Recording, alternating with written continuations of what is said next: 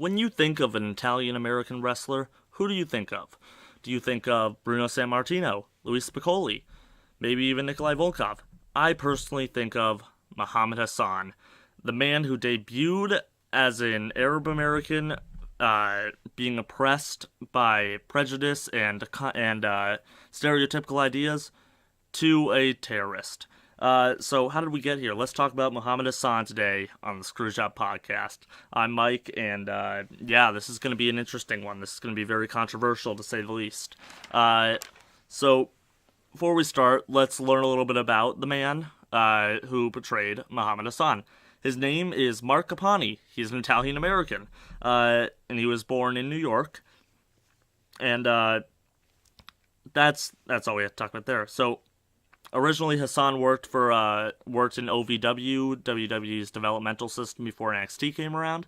Then eventually he got to make his debut, and he made his debut with his manager, Khosrav Davari, which I cannot pronounce that name to save my life. By the way, Davari, he's Persian. So right off the bat, we have an Italian-American portraying an Arab-American with a Persian-American manager. So we're getting off to a great start. So Hassan made his debut on December 13th, 2004, interrupting Mick Foley's Pro-America promo in Alabama of all places. So he came out as an Arab American, voicing his concerns about prejudice directed towards Arab Americans after 9/11. Makes sense. Then he got roasted on the mic by Mick Foley, backed off from a fight with him because he didn't want to get his butt kicked, and then he just kept showing up on Raw. So Hassan finally made his debut against Jerry the King Lawler, of all people, at New Year's Revolution in 2005. It was the first New Year's Revolution event, I believe.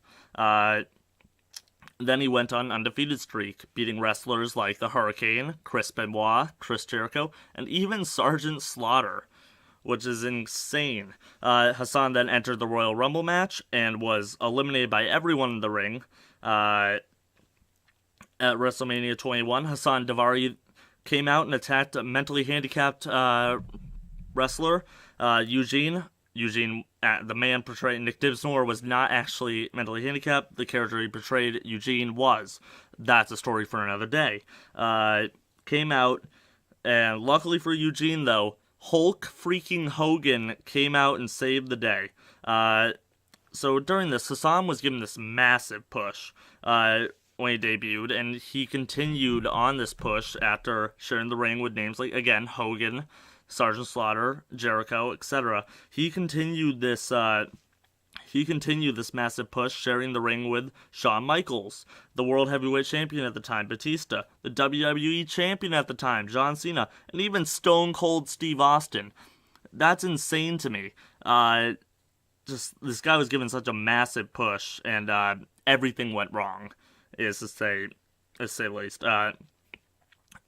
During the 2005 draft, Hassan was drafted to SmackDown, and he began a feud with The Undertaker.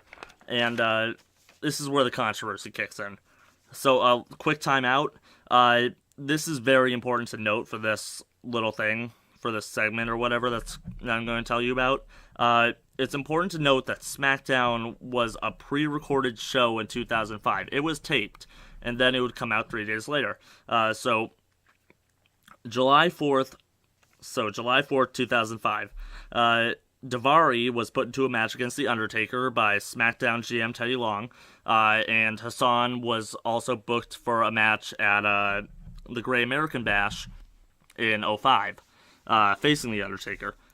So Davari got destroyed by The Undertaker, and then Hassan began to, quote-unquote, prey on the ramp, and then 5 masked men dressed in black shirts, ski masks, and camo pants came out, beat The Undertaker with clubs, and choked him with piano wire. Hassan then came into the ring, put Taker in his finisher, the camel clutch. Davari was then carried away like a martyr, and that was the end of that segment. Then it went on to the main event. 3 days later, when it aired, was the same day. 3 days later, it aired on July 7th, 2005. That's the day of the London bombing. The terrorist attack that killed 52 civilians and over 700 people were injured. SmackDown was aired unedited, which is insane. It gained a lot of national attention, and Hassan was taken off the air, was taken off WWE TV until his match at the Great American Bash, which, again, was on July 24th, 2005. So, let's start this match. Let's get this over with. So, you're going to start your match on the Great American Bash at 58:48. I'm sure you can actually find this on YouTube or through other video sites if you want to watch this match. So we're going to start the match, 58:48. We're going to start in 5 seconds. 5, 4, 3, 2, 1. Start the match. Here we go. And in the spirit of great Italian Americans like Hassan Minaj's portrayer, Mark Capani, I went to the North End and visited family yesterday. I think that's too loud, honestly. Sorry. I went to the North End to get cannolis. I bought a dozen cannolis. I'm going to sit here and eat them. I have a couple, and I need to go through that. But I have absolutely no regrets. So Hassan coming out. So time to eat. And I will tell you about how great this cannoli is. And sip some milk or whatever. Number 1 contenders match for the World Heavyweight Champion. So they'd face Batista at SummerSlam.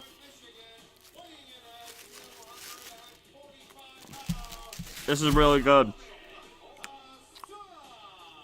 I still have powdered sugar on me, damn it. Oh, crap, where's the stick? Where's the swearing stick? Oh, whatever. Going with swearing stick classic. Ow. Oh yes, also, Teddy Long announced that if Hassan didn't win, he would leave, I believe. I think that's what Jim Ross just said, or Michael Cole. I wasn't listening. I'm definitely turning this down. I think it's too loud. I'm gonna put it at 27. Where's the classic swearing stick? Nah, it doesn't matter. So, yeah, this whole thing is very controversial in general. Not just because of the date that it came out, but because of the man who showed up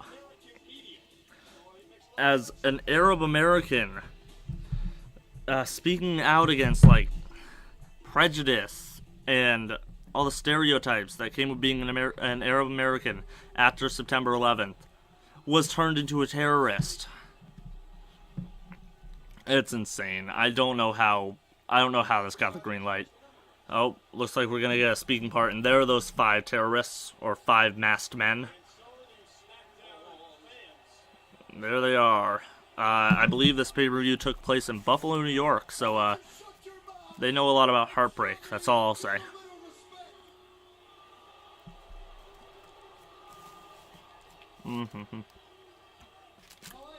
See, when this happened, WWE was trying to do a good thing, or trying to do something interesting, where normally they would just have the foreign heel show up and get his butt kicked by a face, and that would be it, by an American face.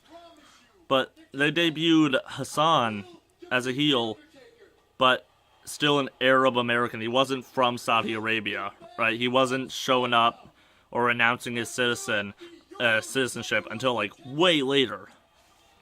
Like, the change in his character came out kind of out of nowhere. Yeah, not really, actually. It was more gradual, but still. I don't know. It's insane. It's just insane how this got, like, greenlit. Like, who wrote this? Who thought it was a good idea? And why didn't they, like, replace it with something? They could have just aired an old... They've done it before. They've aired, like, clip shows before. After the Benoit double murder suicide, when WWE didn't know that Benoit was the murderer, they had a freaking a remembrance show. And then when it turned out that he was a murderer, they removed it from the network and replaced it with a clip show.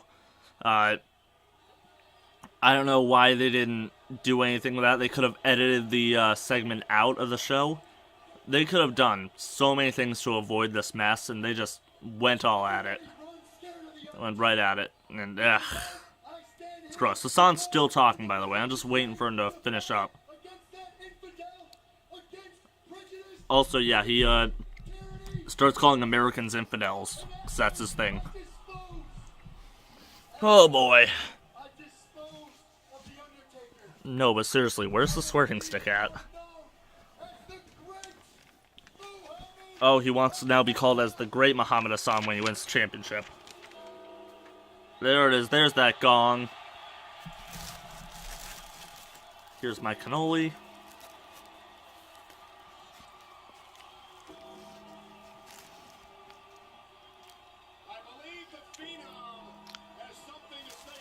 And as a proud Italian American, I can tell you that Mike's Pastry cannolis are the best cannolis I've ever had. And I choked a bunch of them down at Thanksgiving and at Christmas. And I was given very many looks from my family members. Yep.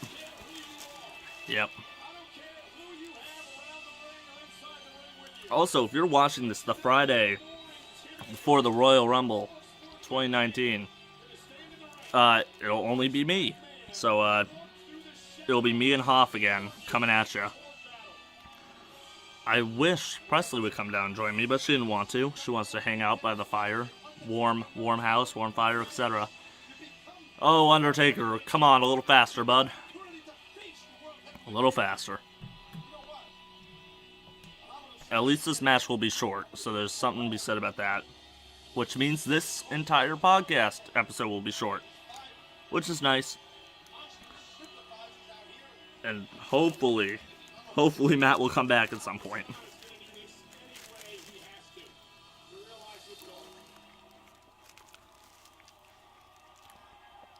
This cannoli is great. I don't know if this match is no DQ or not. I should probably check.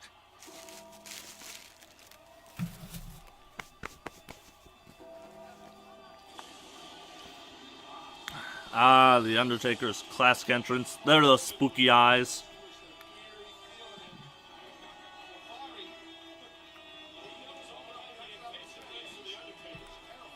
Also, this is happening, this time period for me right now, in the present. Patriots going to the Super Bowl, going to beat the Rams, hopefully. That'll come back against me. Stay tuned for a Super Bowl special next week. On a Friday, the week before, or a couple days before the Super Bowl, we're going to have ourselves a special episode. I don't know what we're going to watch yet. We could watch Super Bowl, or the famous halftime Heat empty arena match. I'm not sure yet. Alright, let's see. What was I checking? Great American Bash. See if this was a no DQ match. See, interesting thing. I personally am disappointed with what happened to this guy. Because he was a solid wrestler. Going in, he wasn't the best, but he was still pretty solid. And he had a lot of options. Like, I don't know. I don't know what I'm saying. All I know is that it's kind of sad what happens to him, and, well, yeah, that's pretty much it. It's sad what happens to him, and we're gonna watch this match. Get in the ring, Hassan. Now, this is a #1 contenders match, as I said multiple times before. This will determine who faces the winner of JBL versus Batista at SummerSlam. Spoiler alert, it'll be Batista.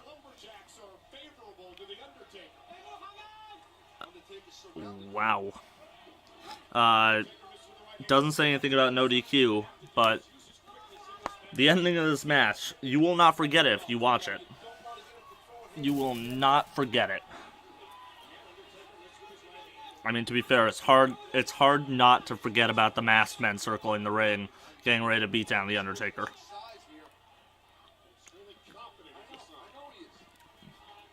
I don't know, man. It's weird. I don't like this. I love this Cannoli. I just don't like this pay-per-view in general. It's strange. It shouldn't exist, to be honest. Like, Hassan as a character or as a gimmick should have never existed. I feel like this might be too loud, but who knows? Undertaker is bashing Muhammad Hassan's brains in the corner. I don't know. It's just... I don't think this gimmick should have existed. You could try it now, I'd say, now that America as a country has grown a little more since 9/11. We're more accepting of Arab Americans. I mean, it won't happen because that Saudi Arabia thing, with all that jazz in Saudi Arabia having shows. But I don't know, you could do something like this. You could have a gimmick where an American goes through, like NXT, shows up on the main roster, and he's made a drastic change after seeing the ways of a different country. Like Rusev, he would show up as Bulgarian, then became Russian, then back to Bulgarian. Well, you could do that with an American, making him a turncoat, if you will, and then having a gimmick, and then having a storyline based on that. But then maybe picking up the United States Championship, running with that as a heel. I don't know, man. It's just stupid. This was just a dumb idea. Probably shouldn't have gotten off the ground, but I think if done properly, a gimmick like this, like Muhammad Hassan, could work today. Really wish I had Matt to bounce off of, to be honest.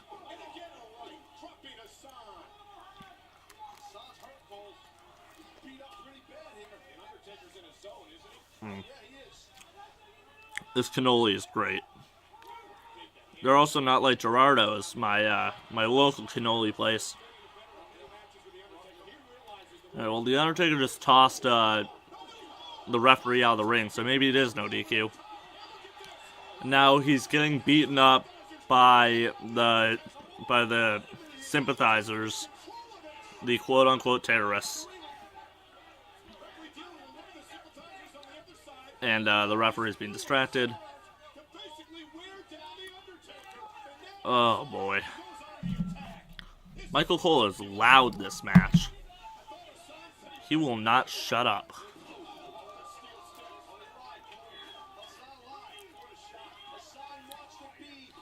Taker just got bounced off the steps and is just getting his boots to him. Get the boots to you, boy.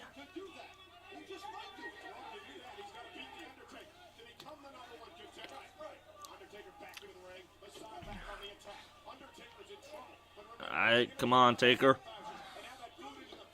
Put to the throat under the rope. Oh, here comes the sympathizer. Doing something. I don't know what the heck he's trying to do. That was odd.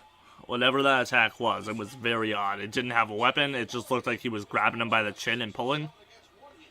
I'm assuming it would be a choke, but who knows. Nothing made sense during this time.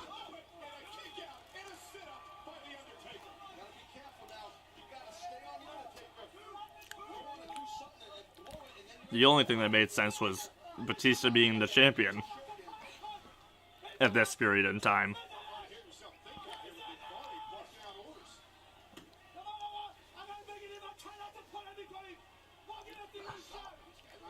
Oh, he's just shouting. Daivari's just shouting. Also, fun fact, Daivari's brother, Arya Daivari, currently wrestles on 205 Live, which is WWE's Cruiserweight show. They honestly shouldn't segment Cruiserweights and normal wrestling, to be honest, because it kind of annoys me. I want to see, like, more Cruiserweights versus heavyweight matches. That's just me.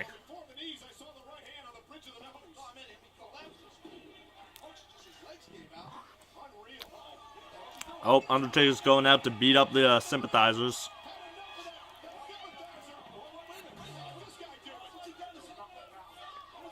Oh, Undertaker's getting choked out with piano wire again.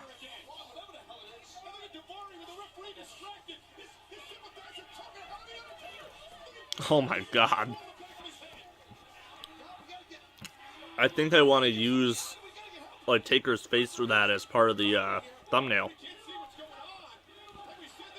USA! USA! Go America! God bless America.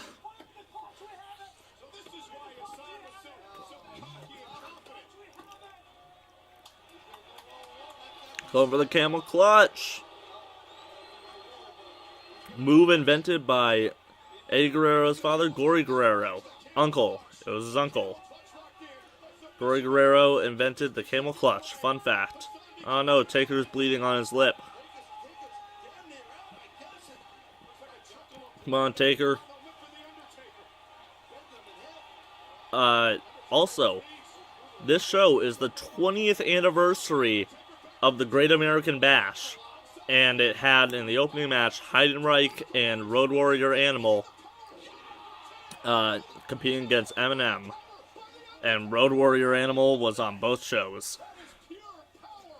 And that's just an interesting factoid. And if I remember correctly, American Bash 04, Undertaker had come back as this dead man gimmick and then murdered Paul Bearer.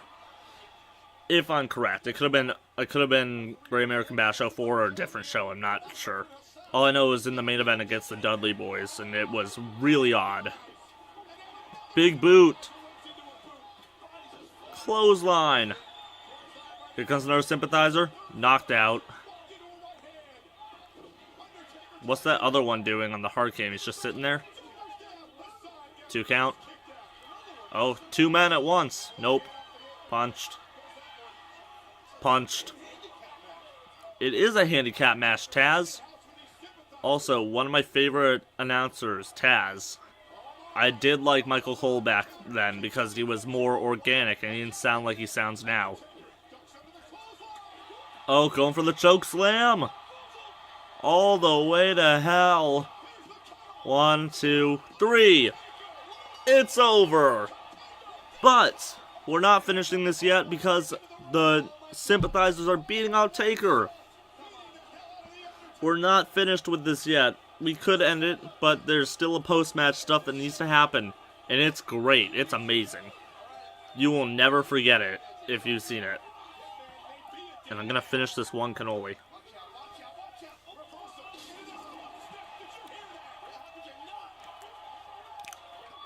Alright, that's 2 down.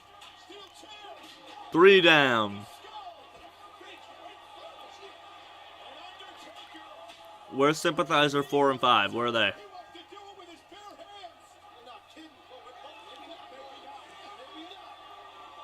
Oh, I love this spot.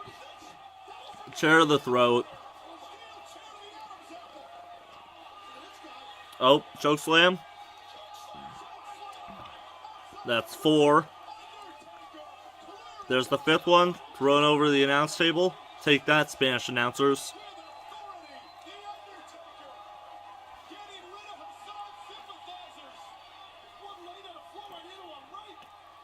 Run, Davari, run! Get out while you still can. Oh, Hassan tosses Davari into him. That's great. Oh no, Sympathizer's back. Oh, big boot. Davari going for a choke or something. A sleeper. Davari just tossed on his butt.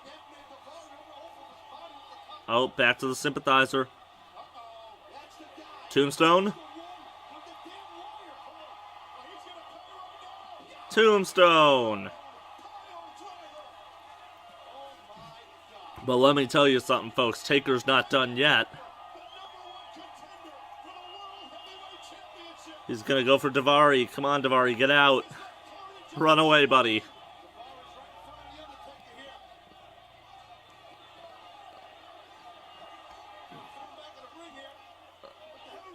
Oh my god. Holy crap, he just spiked his skull. And now he sees Hassan. Go get him, buddy. That looked really painful because it didn't break immediately.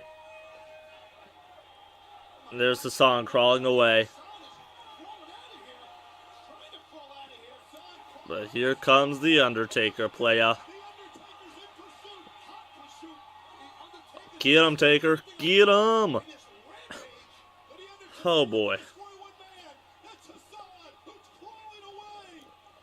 Hassan begging for forgiveness and wants to be spared. Of course, this will not happen. Tries fighting back. Nope, here comes a chokeslam. Onto the steel stage.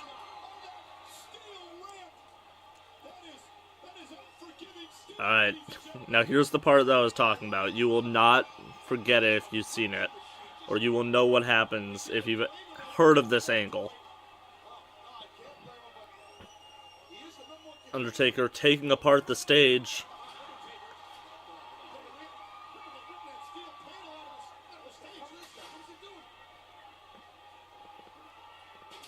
How many is he going to grab? I don't remember. If he only grabs one or maybe two.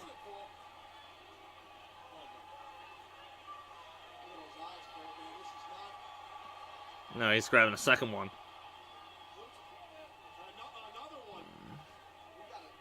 Taking apart the steel stage.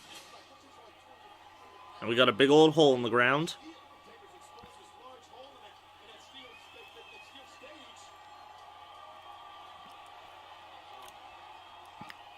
Oh boy.